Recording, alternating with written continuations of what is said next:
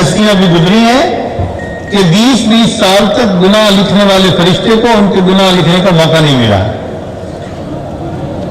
اور اس کے بعد انہوں نے اس کے دلیل کے طور پہ حضرت عبداللہ ابن مبارک رحمۃ اللہ علیہ کا ایک واقعہ لکھا ہے.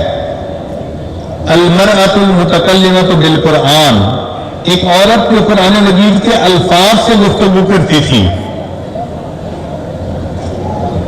وہ فرماتی ہیں کہ میں حج عمرہ کر کے آیا، ایک جگہ تھک کے میں درخت کے سائے کے نیچے لیٹ گیا.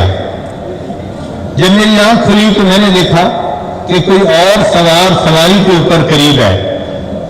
میں نے السلام علیکم کہا تو جواب میں انہوں نے کہا سلام قولا من رب الرحیم، یعنی سلام کا جواب تو دیا مگر اس کے جواب میں انہوں نے قرآن کی آیت پڑھی.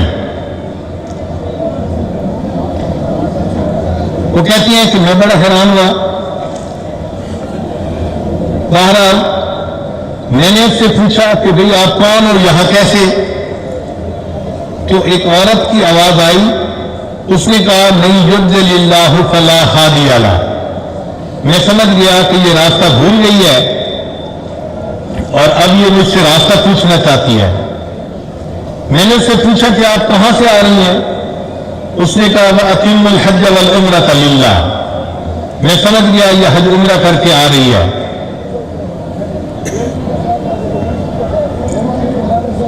میں نے اس سے پوچھا کہ اچھا یہ بتاؤ کہ آپ نے جانا کہاں ہے؟ اس نے کہا ادخل مصر انشاءاللہ آمنین. تو میں سمجھ گیا کہ یہ شہر جانا چاہتی ہے. چنانچہ میں نے اس کو کہا کہ مجھے بھی شہر جانا ہے، میں آپ کو لے کے چلتا ہوں. میں اس عورت کو لے کے شہر کی طرف روانہ ہوا. تھوڑا فاصلہ تھا، راستے میں میں نے کچھ عربی اشعار پڑھنے شروع کر دیے.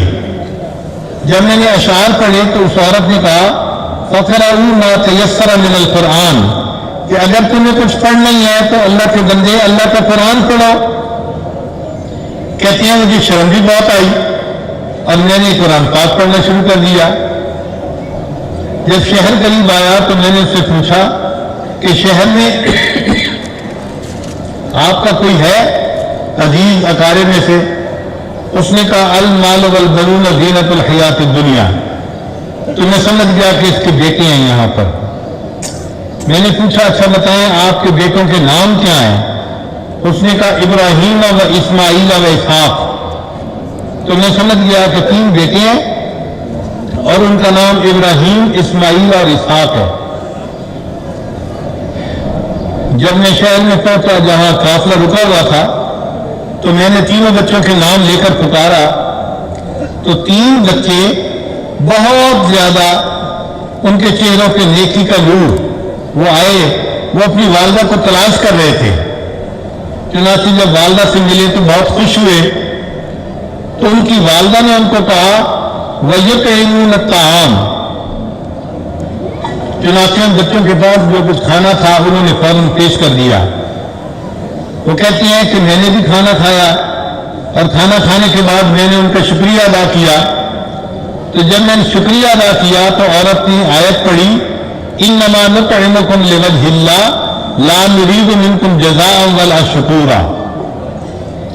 وہ کہتی ہیں کہ بس اب تو میری بس ہو گئی. میں نے اس کے بچوں سے پوچھا کہ یہ کیا مسئلہ ہے؟ تمہاری والدہ جب سے مجھے ملی ہے میری ہر بات کے جواب میں یہ قرآن کی آیت پڑھتی ہے. انہوں نے کہا کہ ہماری والدہ قرآن پاک کی حافظہ ہے، حدیث کی عالمہ ہے اور اس کے دل میں قیامت کے دن اللہ کے سامنے پیشی کا اتنا خوف بیٹھا ہوا ہے کہ پچھلے 20 سال سے قرآن مجید کے سوا کوئی دوسرا لفظ اس کی زبان سے نہیں نکلا.